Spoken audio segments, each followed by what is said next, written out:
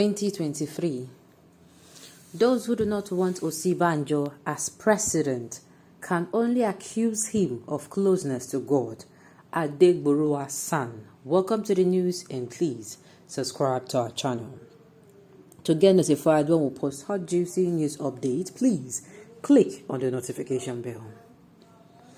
Osinbajo'S son is a courageous legal practitioner whose sense of keen discernment and passion for activism become noticeable at a very young age. He was the president of a student union at the Obafemi Awolowo University, Ile-Ife, in Osun, who led the struggle against an IMF loan, which led to the university's closure for over 6 months during his undergraduate days. Osinbajo believes that a society must look at ways it can use the instrument of law to challenge impunity, recklessness, lawlessness, and direct the path of the society for the common good. He therefore prides himself as an ardent supporter of the aspiration of the Vice President Yemi Osinbajo to succeed President Muhammadu Buhari in 2023. In this interview, he bears his mind on power rotation, consensus candidacy, the performance of the ruling All Progressive Congress, Osinbajo's unique selling point ahead of 2023 polls, among other issues. Zoning is proper, logical, and legal. It is a way of addressing minority fears in order to ensure equity, justice, and fair play. Without the zoning principle, the major ethnic group will count to have its way. Zoning of elective office is in accord with Section 14(3) of the 1999 Constitution as amended, which states that the composition of the government of the Federation or any of its agencies and the conduct of its affairs shall be carried out in such a manner as to reflect the federal character of Nigeria and the need to promote national unity and also to command national loyalty, thereby ensuring that there shall be no predominance of persons from a few states or from a few ethnic or sectional groups in that government or in any of its agencies. We call it the federal character legally and zoning politically. In the same vein, Article 7 of the People's Democratic Party Constitution and Article 3 of the ruling All Progressives Congress Constitution support the zoning principle. So, if the incumbent president Muhammadu Buhari is a Muslim and Northerner, it will be unconstitutional and unjust for another Muslim and Northerner to succeed him in 2023. That is why I am proponent of zoning of the presidential ticket of the political parties to the South. Some political parties are making room for consensus candidacy ahead of the respective presidential primaries. Are there caveats to watch out for?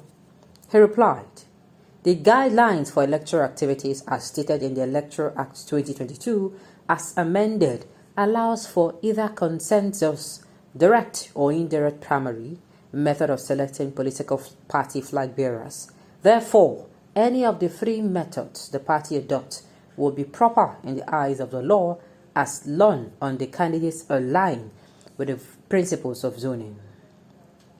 The Vice President's aspiration to succeed Buhari in 2023 has made him a political target in many quarters. Some have accused him of being biased against Muslims. Do you see him in that light?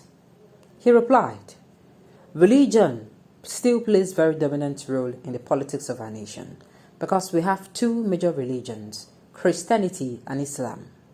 So, if we go by the principles of power rotation and zoning, the proper expectation should be that the next president of a country should be a Christian Southerner. Looking at the Vice President Yemi Osinbajo, many of us seen him as a detribalized Nigerian who is not a religious bigot. I recall how he visited the family of Eunice Olawale, the late wife of Assistant Pastor of Divine Touch Parish of the Redeemed Christian Church of God, who was murdered while evangelizing in Abuja 6 years ago. For a vice president who is a pastor in RCCG to use the occasion to preach love and forgiveness instead of using his position to mobilize for reprisal and the face of agitation for revenge is commendable. People can only accuse him of his closeness to God. So far, we have not seen a single case of scandalous conduct linked with him. The VP has largely avoided inflammatory and incidental remarks in the pursuit of his political ambition. What does this style of engagement with the electorate portend for Nigeria and its murky brand of politics? He replied, I think that the vice president has brought a new brand of politics in the country, which is characterized by decorum, decency, and compliance to guidelines. Sometimes people accuse him of betrayal. As a senior lawyer, I ask, betrayal in what sense? I can tell you, any public servant with personal integrity who fired himself in a Osinbajo'S position will demonstrate loyalty to God, his immediate superior, who is President Buhari, the constitution which represents the people of a country, and its political party. The VP has never for once claimed glory for his personal achievement in the office, even as the acting president. He has no single special advisor or assistant appointed by himself. All his aides are appointees of the president, but seconded to his office. Yet the man is not complaining. He has submitted totally to his boss as it is proper.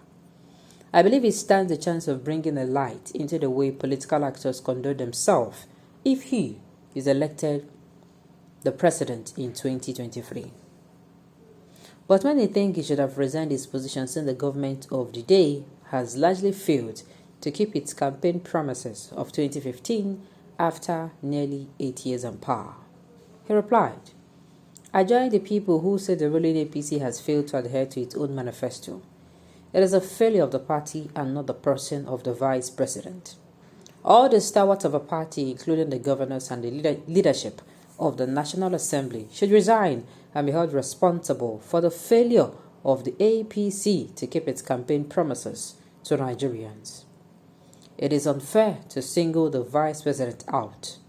In the Second Republic, although Chief Obafemi Awolowo did not win the presidential election in 1979, he ensured that all the promises in the manifesto of the Unity Party of Nigeria, which include free education for all, free medical treatment, full employment, integrated rural development, and a progressive program for development of roads and schools, were implemented in Lagos, which made Alhaji Lateef Jakande the best governor the state has produced till date.